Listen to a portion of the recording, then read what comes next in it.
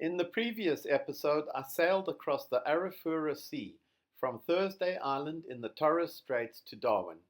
Here I sail across the Timor Sea from Darwin to the remote Australian reef system called Ashmore Reef. But the lack of wind around the Beagle Gulf west of Darwin meant I had to motor sail 2 days north to pick up the easterly trade winds, temporarily leaving Australian waters and traversing Indonesian waters, the whole passage taking a week. Leaving Darwin, even for another Australian territory, was a bit bizarre, as not only did they require that one formally check out, but they searched the boat. For what? I don't know. It's Thursday, the 22nd of August, and I'm leaving Darwin after 3 days here. It's been pretty good visiting with people and an excellent museum visit, but it's time to keep moving along and head on out. This is the huge bay that Darwin is on here, and I've got the tide flowing out for the next 4 hours. It's most excellent. And we're headed out that way into the Timor Sea and eventually the Indian Ocean. We were headed out the Central Passage from Darwin, but eventually ran out of wind and tidal help, even going backwards a little and only slowly forwards. It's Friday the 23rd. We've had a pretty slow time. We motored for 24 hours to get up here north of Bathurst Island. Tedious, so sick and tired of that. Decided to change out the jib for the Genoa, 130% Genoa, so that's helping a lot. But the tidal stream in the Timor Sea has turned against us. Very hard for you to see, but we're basically trying to sail against a river. We're going through the water pretty good, but over the ground we're only doing 1 knot. It's crazy, and it's because there's a ridge here. It goes from 200 feet to about 70, and so there's a strong flow across that ridge. Anyway, we're making progress, we're not going backwards. Oh, it's Sunday the 25th of August. We finally found the trades yesterday after a long struggle out of Darwin and motoring for 24 hours and then sailing north once we got to the trades to get off the continental shelf. Now we're in Indonesian waters and just past a large fleet of at least 12 Indonesian fishing boats, and one of them I think is yelling at this cargo ship here because it is very close to him. Anyway, it's an unusual cargo ship. The containers are at the back. Well, let's put it the other way. The superstructure is at the front. All too often usually the superstructure is at the back. This makes a lot more sense. You can see where you're going. That one. Here's the AIS screen of all of those fishing boats going, well, I'm going past them. And some of them are just within my alarm range. So I've got the alarm turned off. Here's a quick tour of where I hang out on the boat. So there's the bunk with the lee cloth and the cushion to make it tight. That's what I sleep in when I'm underway. There's all of my country flags that we've been to so far. And this is the bunk that I sleep in when I'm at anchor or on a mooring or in a marina. Right now the 100% jib is there. There's the galley. And then out here I have this throw cushion. I actually put a lot of effort into sewing it up properly now with the cover because it was tearing sailcloth. I don't sit there right now even though that's the lee side because it's in the sun. Instead I sit over here in this water cushion, very comfortable, and we're basically upright, so it's not a big deal to be on the windward side. And then out here, sort of 3 places I hang out. The first is that I stand up here by the mast, holding on to the red coated staysails here, shrouds. And that's nice and high, and in the morning I can warm my bum. In the afternoon I'm out of the sun and I can see a long way.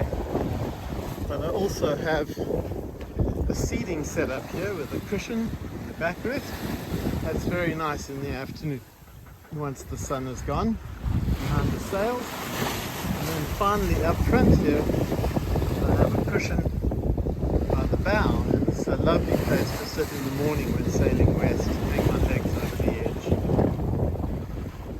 You can see our bow setup compared with the video I did quite a long time ago in the bow group. Fiji is very clean now.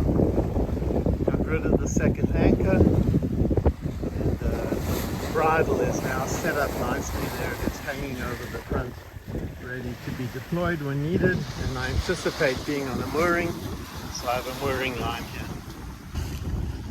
When I'm traveling west like this, the best place to be in the morning, unless you're warming yourself up, is up here on the bow, as long as it's not too crazy, and 2 feet above seawater, and it's lovely. You can see the strong wind with lots of white caps and some swell developing, giving us some nice runs. But up front here seems very calm. We chase down the waves here, or launch us along nicely, give us a surf like that. Most of them have taken off by the time I get the camera ready, and here they surf a wave, flying in. Wow! That's this one here. Goes back for another wave. They just love it. Too cool. Off they go.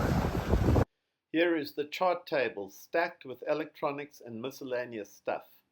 You might wonder what a toilet seat is doing in the quarter berth, and perhaps this picture explains that. I was lazy about storing my dry provisions for this trip, so left them in the shopping bags on the cabin sole. This is my regular food use storage area next to the stove. Sadly, there was no tropical fruit available in Darwin, so it was back to temperate staples like these. It's Monday the 26th, and contrary to the forecast of a couple of days ago, we have no wind, or at least precious little.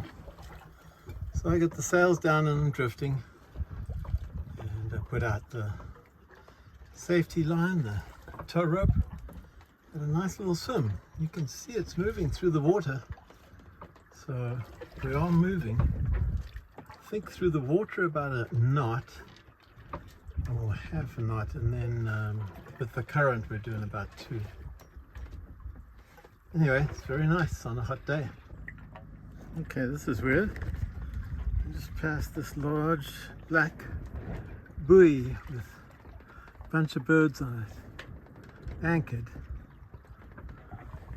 bobbing up and down and staying in place, not on the chart.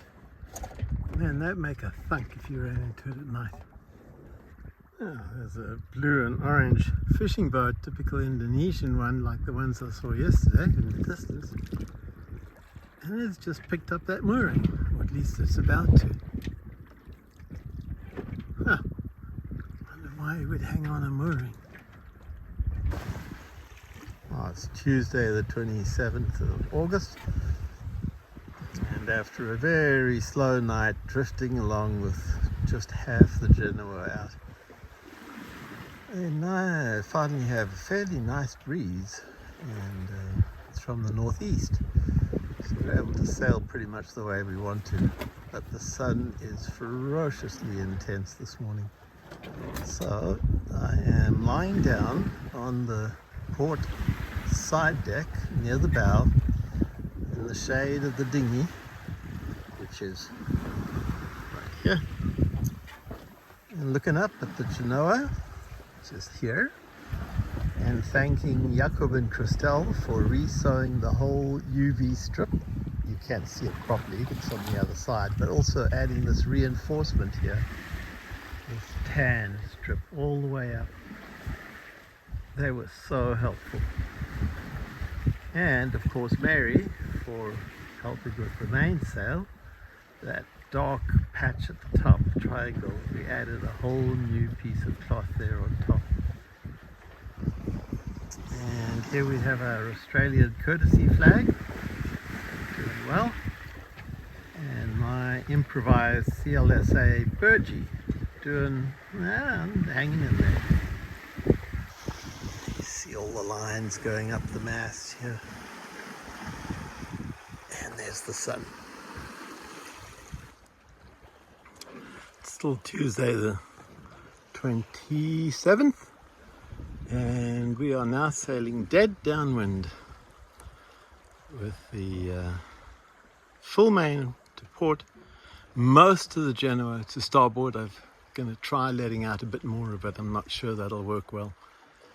And we're doing almost 4 knots, whereas on a broad reach earlier, headed that away, we were doing 3.7.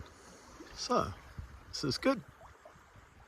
It's the 29th of August, Thursday, and this is the final sunrise on an excessively circuitous and long passage from Darwin to Ashmore Reef. We should get there late afternoon, early evening. Got 50 miles to go. Not much wind right now, so we're motoring, but forecast promises we'll get some wind later. We will see. Here is our final straight line approach to Ashmore Reef, a spectacular prospect in this satellite view, sadly with the top edge with the entry channel obscured. It's Thursday the 29th of August. We are 10 miles away from Ashmore Reef. It's over there somewhere. And we have our predicted southeasterly, which is very nice, and turning south, which is making it hard for the Genoa to keep working, so I've got it furled up. You'll notice that the furling is the wrong direction, so the blue protection against UV is not working, but that's because the furler was set up for the 100% jib, and it doesn't matter with that. Anyway, it's an absolutely gorgeous day. Goodness, you could not ask for nicer, except nicer to have more wind.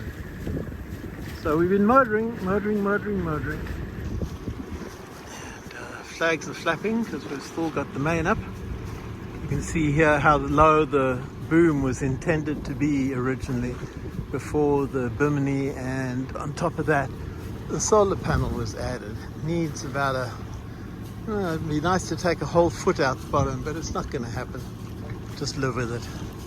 Make sure it doesn't smack into the solar panel on a jibe. One more time. Look at this. Unbelievable. Just give me a little bit more wind, but that's fine. It'll be nice to be calm like this in Ashmore Reef. And I'm finally approaching Ashmore Reef. It's a big system. This is the opening to go in. It's wide open, but not that surprising. There's an ABF patrol boat here. You can see them inside the reef. See the waves breaking on the reef there. And there's a sandbar over there. That's Middle Island. There's another one far along called East Island. And there's 3 boats that I can see already on moorings up here ahead where I hope to go. Maybe hard to see here. And this is West Island that you're allowed to go to. So we're there this afternoon. Hopefully spend a couple of days here. Having spent a week fighting to get here. This is the Australian Border Force patrol boat. Called me up, wanted my ID, etc., and my intentions.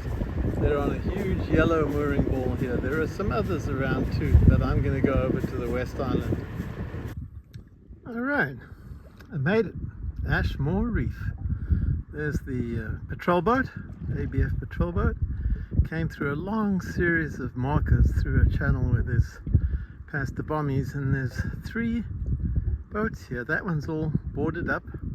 This round thing is kind of weird, and then this boat looks open. Maybe there's actually somebody on that one. I see an empty mooring there. See a sandbar way in the distance, and this beautiful turquoise water over the sandbars here. Here's my buoy. just using one of their monster lines. And just going to skip past the Fold Genoa here. And there's going to be a little bit of sun here, but there's a little sandbar here. And then there's the island, West Island it's called. I'm going to go in and walk around it now. So this is West Island at Ashmore Reef. There's the boats way out there, Sea Change and the patrol boat. It's very shallow, tide's gone out, so got some rocks to anchor the dinghy, and there's just so many birds. That was a red-footed noddy that went by. There's lots of red-footed booby, there he goes again. And lots of noddies, and look at this beautiful trail of a turtle. I'm not allowed to go above the high water mark, and I have to stay on this side of the island according to the patrol boat. But the weird thing, this trail only goes up, it doesn't come down. So the question is, where did the turtle go? I see. The nests are all up here. A vast number of nests. And then it went down on the other side over here. You can just see the path on the ridge there. And look at this, there's a wreck over on the other side. Wow. This island, sandbar, only has low bush on it. But there are just tons of noddies, some gannets, red-footed boobies, frigate birds. Everybody is here. There's quite a few frigate birds right here. These big guys. And you can see some flying above. If I go through the sun, it's just, the sky is full of birds. What a fantastic place. The water's awfully shallow here, it's low tide, so just got to keep an eye on my dinghy and make sure it doesn't drift off without me. Wow, this is like Il Huon and Chesterfield Reef. Amazing place, what a wonderful place to get to. Just look at the number of birds circling here. It's not me that's bothering them. They're just circling and flying around. Here's a big frigate bird, look at that. Yeah. Another one, right over my head with a yellow head and a white belly. Lovely. There were lots of beautiful nautilus shells on the beach. It would have been wonderful to see one. But instead, I was happy to see Sea Change lit up in the afternoon sun as I returned to her. There's the island, there's the sunset. I am very happy to have made it to Ashmore Reef, finally. The sunrises were equally brilliant, but in short order the sun was blazing off the still water. There's a whole bunch of black noddies, not bothered by me at all. Just floating in on the dinghy. Most of them are adults, but there's a few fledglings. So it's a pretty big island. You see the boobies here. I mean, noddies, black noddies. Totally unperturbed by me. Got a big sign here showing in yellow the areas that the public are welcome to go to, and even fish for personal stuff. That's the entrance coming in. And here again the entrance coming in down to where I am moored, down here at West Island. And then it's interesting, the detail of the West Island shows I'm allowed to come to the sign and also walk inland. So there's a pump here, water pump, but they say it's contaminated, the water, presumably because of all the bird poop. And let's just see if it still works. You know, these islands, they have a reservoir of fresh water underneath them. And,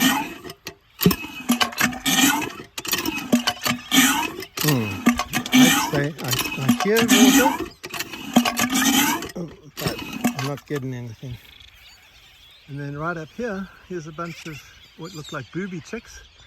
Shame, panting away in the heat. Oh, they've been sitting out in the sun all day. And then all through here,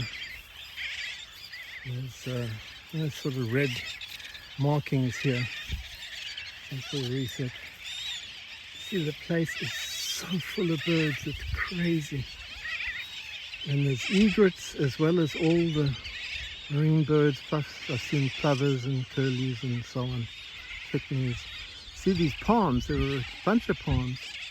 This one completely fell down, but the others were knocked down as well by storms.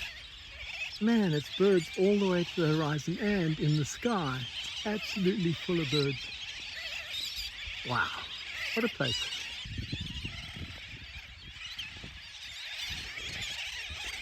They split up their nesting. The sooty terns, and there's millions of them, are all over nesting on the ground. There's a few black noddies doing the same, but very few. Here's one right in front of me over here. The rest of the black noddies are all up in the bushes and trees along with the boobies and the frigate birds. And the birds that you hear calling are almost entirely the sooty terns. Here's a pair doing a little courtship thing here, round and round. Maybe changing duties on the nest. They're really pretty, the adult sooty terns. White fronts, black and white stripe on the head, white shoulders. Yeah, I like sooty terns a lot. And something you don't see every day. Turtles mating. And there's another male hanging around hoping to get in on the action. He hasn't had any luck yet. Huge white and grey stingray here. Just gorgeous. There it goes. Wow. Oh, the white is the sand. White is the sand on its back. It disappears, becomes black. Oh, there's this interesting, very ancient wreck of a wooden boat here. Looks like the remnants of an engine in the middle. This looks like it would have been the stern and the rudder and so on. That's the keel down the middle, so there's just the starboard side frames left. I'm going to zoom out in and just see if possibly, no, the vortex, oh yes. See the huge vortex of birds. There must be a thermal directly above this island, no surprise, it's stinking hot. And, all the birds can get way up high, easily. Yeah, it's definitely the keel here. That could have been, I don't know, could have been the stern near the rotor post. Definitely part of the engine, I think. Gears and a big flywheel. And the rest of the, yeah, this keel is underneath. This is one of the inner strong parts, and then the frames all the way around. And then the planks on the side. This engine is take a little bit of restoration, get that working again. To get Musty One would tackle it. Yeah, quite something. It turned out that these three boats on their moorings, the middle one being a lifeboat, had been confiscated by the ABF from migrants from Southeast Asia and were now being maintained by the crew of the patrol boat as places they could temporarily house people they either rescued or detained, but there was nobody on them while I was there. I spent a lot of time restitching the seams of the reef points on the mainsail, sheltered from the sun under the mainsail cover. I also removed the genoa, flaked it on the port side deck and rolled it up, putting the 100% jib back on the furler for the expected strong trade wind conditions in the Indian Ocean. Each day began with an amazing sunrise, this being the most spectacular. Just look at this for a magnificent sunrise. Wow. This is Saturday, August 31st, Ashmore Reef. There must be some small clouds on the horizon that are breaking up the sun rays coming up. Oof, gorgeous. Slept 11 hours last night. Hey, making up for sleep deficit. My mooring ball was a popular place for juvenile brown movies. All 5 have made it onto the rope. Number 3 is trying to get up on the buoy. That leads to a squawking match between number 1 and number 2. Now number 2 and 3. 5 fell off. 4's hanging on. Those hilarious birds. Should be out foraging, you guys. What are you doing lazing around here? I just loved all the birds, like these frigate birds in the bush, as well as all the black noddies with one adult brown booby on the tip. I am narrating over this clip as the dinghy engine noise is annoying, but on one dinghy trip I came across what at first appeared to be a large shark, but eventually was revealed as a kind of skate known as a wedge or guitar fish.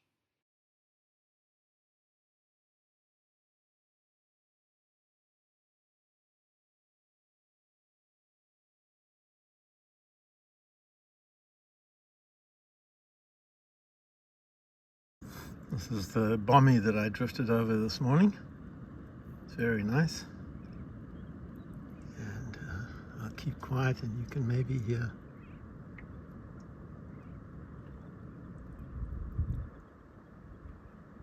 Constant roar of the swells breaking on the reef far out there. Not allowed to go out there, unfortunately.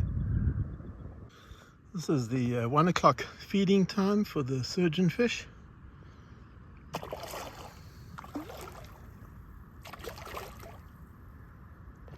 They like food that has been processed through a human. Seems completely crazy to me, but the ABF guys are out here, fully uniformed. There's 8 of them, and they're cleaning this boat.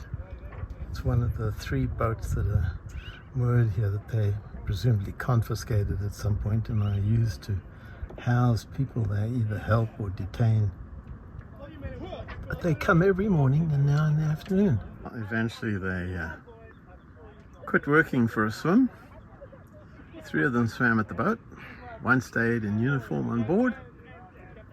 And 3 more swam across the bommy to the shallow part, although tide's still too high for them to stand.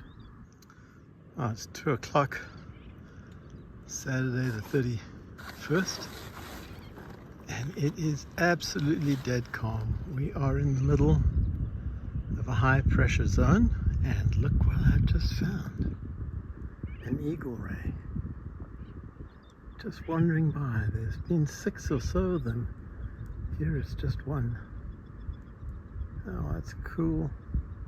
The patrol boat is still there, but I just overheard a request by the ABF airplane that a Mayday calling vessel repeat their Mayday.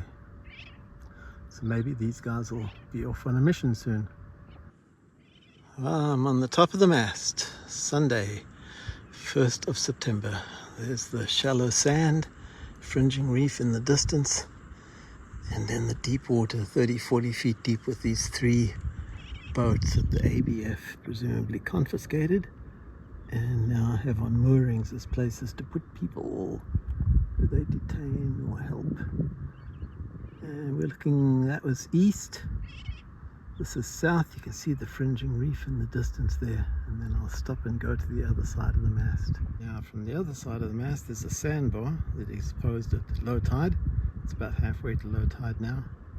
Here's West Island with its long sand spit. That's where all the birds are, and the turtles nesting. And then again the lagoon goes around with the fringing reef.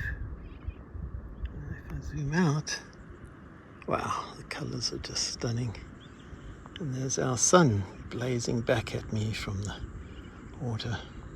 And just as if on cue, gorgeous big female turtle swimming at the surface. Down she goes a little bit. Lovely. Ashmore Reef lived up to its reputation as a remote and largely unspoiled reef, even if one can only explore the western tip of it, shown in this satellite view sadly with the northern edge and the deep water entrance obscured. With many sail repairs and improvements completed and the propeller cleaned, I finally said goodbye to Ashmore Reef and sailed another week due west for the 1,000 miles to Christmas Island.